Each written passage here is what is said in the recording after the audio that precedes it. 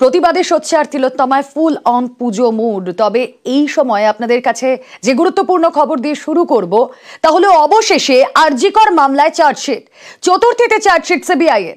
9ই August আরজিকরে তরুণী চিকিৎসকের দেহ উদ্ধার হয়, আপনারা জানেন। আর তারপর থেকে ধর্ষণ খুনের অভিযোগে তোলপাড়। এই মামলায় 58 দিনে শিয়ালদা আদালতে চার্জশিট দিল সিবিআই।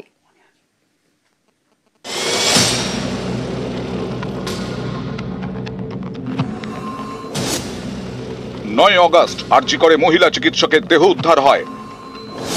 7ই অক্টোবর আরজিকর মামলায় সিবিআই এর প্রথম চার্জশিট।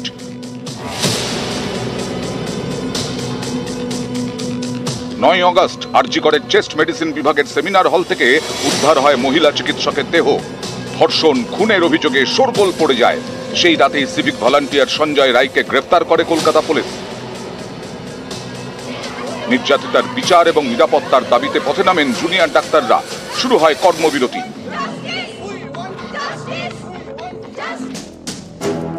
এরই মধ্যে 13ই অগস্ট ঘটনার তদন্তের দায়িত্ব সিবিআই এর হাতে তুলে দেয় কলকাতা হাইকোর্ট।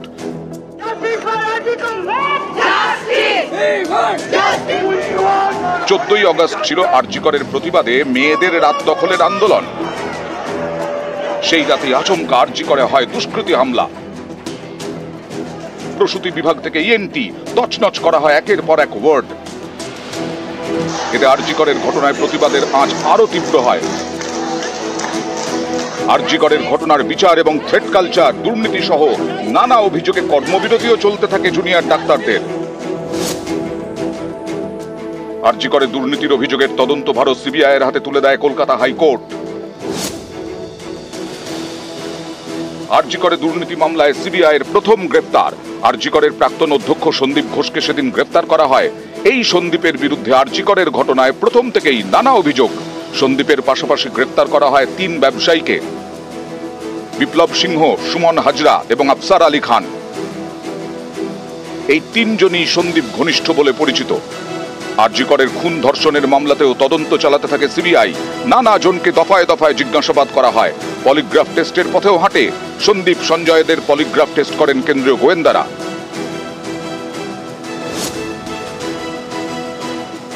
ফের সিবিআই এর হাতে গ্রেফতার। এবার আরজিকরে খুন ধর্ষণের মামলায় তথ্য প্রমাণ লোপাটের অভিযোগে সন্দীপ ঘোষ এবং তালা থানার তৎকালীন ওসি অভিজিৎ মণ্ডলকে গ্রেফতার করে সিবিআই। পরের দিন দুজনকেই আদালতে তোলা হলে গরম হয়ে ওঠে শিয়ালদা কোর্ট চত্বর। সন্দীপ ও অভিজিৎকে জুতো দেখানো হয়। গত বৃহস্পতিবার আবার গ্রেফতার। আরজিকরের দুর্নীতি মামলায় সিবিআই এর জালে সন্দীপ ঘনিষ্ঠ আরো একজন। গ্রেফতার করা হয় আরজিকরের চিকিৎসক নেতা আশিস পান্ডেকে। আদালতে আশিসের বিরুদ্ধে একের পর এক চাঞ্চল্যকর অভিযোগ করে সিবিআই।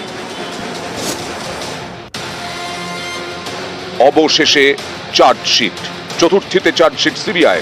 দেহ উদ্ধারের 58 দিনের মাথায় সোমবার শিয়ালদা কোর্টে চার্জশিট পেশ কেন্দ্রীয় গোয়েন্দাদের। নিউজ 18 বাংলা। দেখুন, আরজিকর ধর্ষণ খুনের মামলায় এই প্রথম চার্জশিট এবং আজই প্রথম চার্জশিট সিবিআই এর। 58 দিনের মাথায় এই চার্জশিট, যেখানে সঞ্জয় রায়কেই ধর্ষক খুনি বলে উল্লেখ করা হয়েছে। মত্ত অবস্থায় ধর্ষণ খুনের উল্লেখ চার্জশিটে। কথা বলবো আমাদের সহকর্মী অর্পিতা হাজরা রয়েছেন সঙ্গে। অর্পিতা, এই প্রথম চার্জশিটের দিকে সকলের নজর ছিল যে এই চার্জশিটে কি থাকবে। খুব গুরুত্বপূর্ণভাবে সঞ্জয় রায়কেই এখানে ধর্ষক এবং খুনি উল্লেখ করা হলো।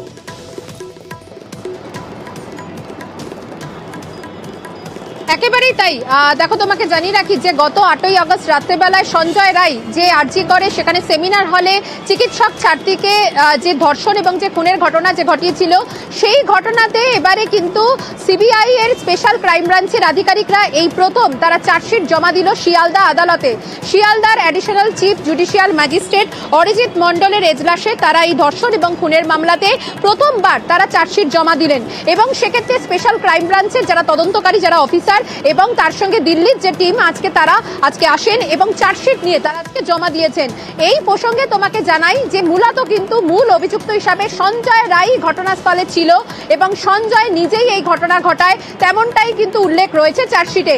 সঞ্জয় রায়ের নামই প্রথম চার্জশিটে রয়েছে, যেখানে কিনা মূল অভিযুক্ত হিসাবে সঞ্জয় রায়কে দেখানো হয়েছে। সিবিআই এর যে তদন্ত, এই প্রসঙ্গে তোমাকে জানিয়ে রাখি কলকাতা পুলিশও যে তদন্ত করছিল সেখানে সঞ্জয় রায় এই ঘটনায় মূল অভিযুক্ত এবং সেই ধর্ষণ এবং খুনের ঘটনা ঘটিয়েছিল, এমনটাই কলকাতা পুলিশের দাবি ছিল।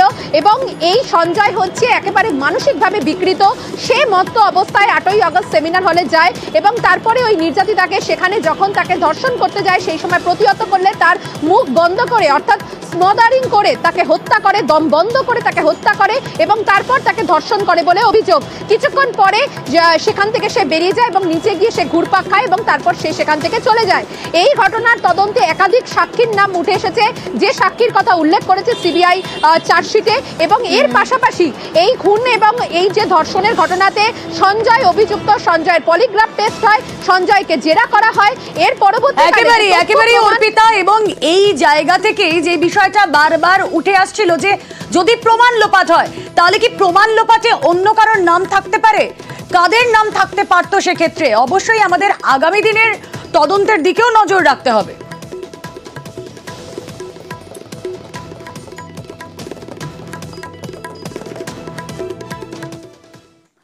17ই সেপ্টেম্বর ধর্ষণ করেছে একজনই, সিবিআই তদন্তে ফের একই তথ্যের উল্লেখ, আর এবার চার্জশিটেও সেই একই ইঙ্গিত। কলকাতা পুলিশও কিন্তু এই একজনের নামই বারবার সামনে এনেছিল, ধর্ষক এবং খুনি একজনই, সঞ্জয় রায়। 9 আগস্ট আরজি করে তরুণী চিকিৎসকের দেহ উদ্ধার, ধর্ষণ খুনের অভিযোগে তোলপাড়।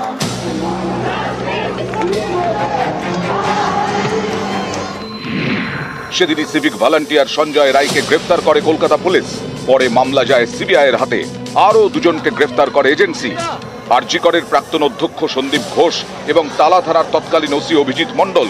ধর্ষণ খুনের মামলায় সিবিআই এই দুজনকে গ্রেফতার করলেও মূল অপরাধে তারা কেউই অভিযুক্ত নন। এবার আদালতে সিবিআই জানালো ধর্ষণ করেছে একজনই। এখনো পর্যন্ত তদন্তে এটাই উঠে এসেছে, গণধর্ষণ করা হয়েছে কিনা তার তদন্ত চলছে। মঙ্গলবার অভিজিৎ মণ্ডল এবং সন্দীপ ঘোষকে ফের আদালতে তোলে সিবিআই। সেই সময় আদালত চত্বরে ওঠে উই ওয়ান্ট জাস্টিস স্লোগান। এদিন আদালতে অভিজিৎ ও সন্দীপকে আরো 3 দিনের জন্য হেফাজতে চায় সিবিআই। সিবিআইয়ের আইনজীবী বলেন, আরজি কর ও টালা থানার সিসি ক্যামেরার ফুটেজ খতিয়ে দেখা হচ্ছে। আরজি করের সিসি ক্যামেরার ফুটেজে সন্দেহজনক অনেকের গতিবিধি চোখে পড়েছে। দেহ উদ্ধারের দিন কয়েকজনের সঙ্গে ফোনে কথা হয় সন্দীপ ঘোষ এবং অভিজিৎ মণ্ডলের। এই কয়েকদিনে সন্দেহজনক বেশ কয়েকটি মোবাইল নাম্বারও হাতে এসেছে। এটা জানা দরকার সন্দেহজনক ফোন কলের পেছনে কোনো ষড়যন্ত্র কিনা। তাই সন্দীপ ঘোষ এবং অভিজিৎ মণ্ডলকে মুখোমুখি বসিয়ে আরো জেরার প্রয়োজন। কিন্তু তারা সহযোগিতা করছে না, তাই আরো 3 দিনের হেফাজত দরকার। তখন টালা থানার অপসারিত ওসির আইনজীবী বলেন, অভিজিৎ মণ্ডল তদন্তকারী অফিসার ছিলেন না, সহযোগী ছিলেন। তদন্তে যুক্ত থাকা সরকারি অফিসারকে পদ্ধতি মেনে গ্রেফতার করা হয়নি। গ্রেফতার করতে সরকারের অনুমতি দরকার। সিবিআই বলছে আমার মক্কেলের মোবাইলের কল রেকর্ড ও সিসি ক্যামেরার ফুটেজ সংগ্রহ করেছে। আগে তো 9 বার হাজিরা দিয়েছেন আমার মক্কেল। তাহলে অভিজিৎ মণ্ডলকে আরো জেরার কি প্রয়োজন? তখন বিচারক সিবিআই থেকে জানতে চান, সন্দীপ ও অভিজিৎ কি ধর্ষণ ও খুনের ষড়যন্ত্রের সঙ্গে যুক্ত নাকি প্রমাণ লোপাটের ষড়যন্ত্রে? সিবিআইয়ের আইনজীবী বলেন, ধর্ষণ করেছে একজনই, এখনো পর্যন্ত তদন্তে এটাই পাওয়া গেছে। গণধর্ষণ হয়েছে কিনা তার তদন্ত চলছে।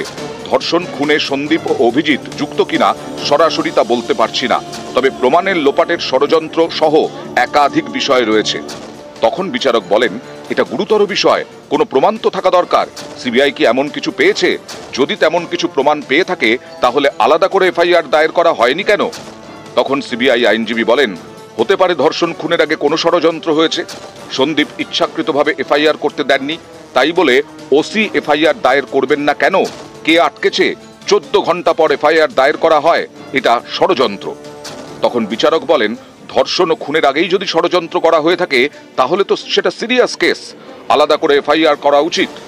তখন সিবিআইয়ের আইনজীবী বলেন, সব দিকই খতিয়ে দেখা হচ্ছে, তাই আবারও হেফাজতে চাইছি। এই আবেদন মেনে অভিজিৎ ও সন্দীপকে 3 দিন সিবিআই হেফাজতে রাখার নির্দেশ দেন বিচারক। আরজি করের প্রাক্তন অধ্যক্ষ টালা থানার অপসারিত ওসিকে বের করার সময়ও গরম হয়ে ওঠে আদালত চত্বর, ওঠে স্লোগান। সন্দীপ ও অভিজিৎকে লক্ষ্য করে এদিন ফের জুতো দেখানো হয়। নিউজ 18 বাংলা। সকলের নজর ছিল সিবিআই চার্জশিটে, আর এই সিবিআই চার্জশিটে সঞ্জয় রায়কেই খুনি ধর্ষক বলে উল্লেখ। কলকাতা পুলিশের তদন্তকে মান্যতা সিবিআই চার্জশিটে, এমনটাই দাবি কুণাল ঘোষের। পাল্টা কলকাতা পুলিশের মদতেই প্রমাণ লোপাটের অভিযোগ শ্রমিক ভট্টাচার্যের। আরজি করের ঘটনায় সিবিআই ধর্ষণ এবং খুনের যে চার্জশিট ফাইল করলো, সেই চার্জশিটে একমাত্র নাম হচ্ছে সঞ্জয় রায়, যাকে 24 ঘন্টার মধ্যে গ্রেফতার করেছিল কলকাতা পুলিশ। কলকাতা পুলিশ গ্রেফতার করেছে 24 ঘন্টায়, আর তার চার্জশিট দিতে 58 দিন লাগিয়েছে সিবিআই। অর্থাৎ সিবিআই কলকাতা পুলিশের তদন্তকে মান্যতা দিল। আজকে দেখা যাচ্ছে কলকাতা পুলিশের তদন্ত সঠিক পথে ছিল। কলকাতা পুলিশ যদি ঠিক পথেই থাকবে, তাহলে প্লেস অফ অকারেন্সকে অল্টার করা হলো কেন? এভিডেন্স লোপাট হয়ে গেল কেন? কেন সূর্যাস্তের পরে অটপসি হলো? কেন দুটো মৃতদেহকে সরিয়ে দিয়ে সাত তাড়াতাড়ি বাবা মাকে অন্ধকারে রেখে আজকে পানিহাটি শ্মশানে সৎকার করা হলো? সেটা উত্তর দিতে হবে। উৎসবে আছেন, আন্দোলনেও। উৎসব সঙ্গেই চলুক, উৎসবের সঙ্গেই চলুক প্রতিবাদ, আবেদন জুনিয়র চিকিৎসকদের। আমাদের কাছে আর কোনো পথ খোলা ছিল না। প্রতিবাদী আমাদের কাছে এই মুহূর্তে উৎসব, এবং সাধারণ মানুষ যদি মনে করেন তারা উৎসবে পা মেলাবেন এবং তার সাথে আমাদের এখানে আমাদের যে প্রতিবাদের উৎসব তার পাশে দাঁড়াবেন, তো আমরা আশা রাখছি এরকম শুভবুদ্ধি সম্পন্ন বহু মানুষ রয়েছেন যারা উৎসবে পা মেলাবেন তো বটেই, কিন্তু তারা এই প্রতিবাদের যে আমাদের ভাষা তার পাশেও মানবিকভাবে থাকবেন। জুনিয়র চিকিৎসকদের ফের বার্তা, রাজ্যের নিরাপত্তা সুনিশ্চিত করতে সব রকম পদক্ষেপ করছে সরকার। আসুন একসঙ্গে স্বাস্থ্য পরিষেবার উন্নতিতে কাজ করি, বললেন মুখ্য সচিব। This is the request I am making, that yes, they should come back to work, give the service to the people, and we are all working towards improving the environment, whatever they were talking about, safe and secure environment. We are all working towards it, and the work is visible. আপনারাও দেখতে পাচ্ছেন কাজ সব জায়গায় হচ্ছে, তাহলে আর এখানে দুমতের কোথায় অবকাশ নেই। কত মানুষের প্রাণ যায় রেফার রোগে, এই হাসপাতাল থেকে ওই হাসপাতাল, সেই হাসপাতাল থেকে আরেক হাসপাতাল, এভাবে রেফার রোগে ভুগতে হয় অনেককে। আর এবার রেফার রোগ রুখতে করা দাওয়ায় রাজ্যে চালু হচ্ছে সেন্ট্রাল রেফারেল সিস্টেম। অক্টোবরের শেষে চালু পাইলট প্রজেক্ট। আরো একবার জানিয়ে রাখি, রেফার রোগ রুখতে করা দাওয়ায় রাজ্যে চালু হচ্ছে সেন্ট্রাল রেফারেল সিস্টেম। অক্টোবরের শেষেই চালু হচ্ছে পাইলট প্রজেক্ট। আজকে আমরা রেফারেল সিস্টেম নিয়েও আলোচনা করলাম, এবং যেটা দেখা যাচ্ছে সিস্টেম তৈরি হয়েছে। 15 তারিখ থেকে আমরা একটা পাইলট প্রজেক্ট শুরু করব, যেহেতু একটা কাজ করতে গেলে কি আর নতুনত্ব ওর মধ্যে আনা যায় এবং এটাকে আরও কীভাবে ইমপ্লিমেন্টেবল করা যায়, একটা লেসন্সগুলো যেটা আমরা পাইলট প্রজেক্ট থেকে শেখার একটা সুযোগ পাই। এটা আমরা 15 তারিখ থেকে পাইলট প্রজেক্ট শুরু হবে, এবং পাইলট প্রজেক্টের পরে আশা করছি নভেম্বর ফার্স্ট উইক থেকে আমরা এটাকে স্কেল আপ করে পুরো রাজ্যে চালু করব। দুর্গাপুজো উদ্বোধনে ডাক্তাররা, প্রতিবাদের পাশাপাশি চিকিৎসকরা উৎসবেও সামিল। রবিবার কোচবিহারে দুর্গাপুজোর উদ্বোধনে দিনহাটা মহকুমা হাসপাতালের 3 চিকিৎসক সোশ্যাল মিডিয়ায় ছবি দিয়ে পোস্ট করেছেন উদয়ন গুহ।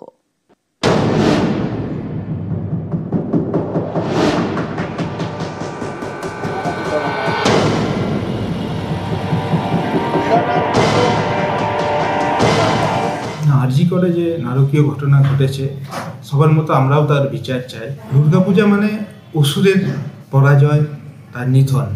আমরা মাতৃশক্তির আরাধনায় সবাই অশুভ শক্তিকে বিনাশ করার জন্য ব্রতী হয়েছি। আরজি করের তরুণী চিকিৎসকের দেহ উদ্ধার, ধর্ষণ খুনের অভিযোগে তোলপাড় দেশ। এক নাগাড়ে আন্দোলনে জুনিয়র ডাক্তাররা, দফায় দফায় কর্মবিরতির পর এবার তারা ধর্মতলায় আমরণ অনশনে। এরই মধ্যে চলে এসেছে বাঙালির প্রাণের পুজো, কোচবিহারের দুর্গাপুজোর উদ্বোধনের ডাক্তাররা। রবিবার দিনহাটার মদনমোহন বাড়ির পুজোর উদ্বোধন হয়। সেখানে হাজির ছিলেন দিনহাটা মহকুমা হাসপাতালের সুপার রঞ্জিত মণ্ডল এবং এই মহকুমা হাসপাতালেরই আরো 2 ডাক্তার।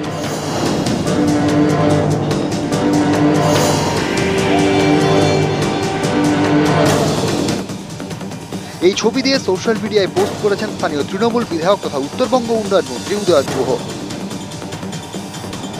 তিনি লিখেছেন, ডাক্তারবাবুদের নিয়ে উৎসবে আছি। আমার সঙ্গে ডাক্তার রঞ্জিত মণ্ডল ও ডাক্তার বিপ্লব বন্দ্যোপাধ্যায় এবং ডাক্তার এস রায়। শুধু চিকিৎসক বলে না, সমাজের সর্বস্তরের মানুষ বাংলার এবং বাঙালির শ্রেষ্ঠ পুজোয় উৎসবে তারা হাজির হয়েছেন। বাংলার মানুষ, বাঙালিরা কখনো এই উৎসব থেকে মুখ ঘুরিয়ে থাকতে পারেন না। শোক থাকবে, মানুষের জীবনে যন্ত্রণা থাকবে, জ্বালা থাকবে, কিন্তু তার জন্য মানুষ কখনো ঘরবন্দি হয়ে থাকতে পারে না।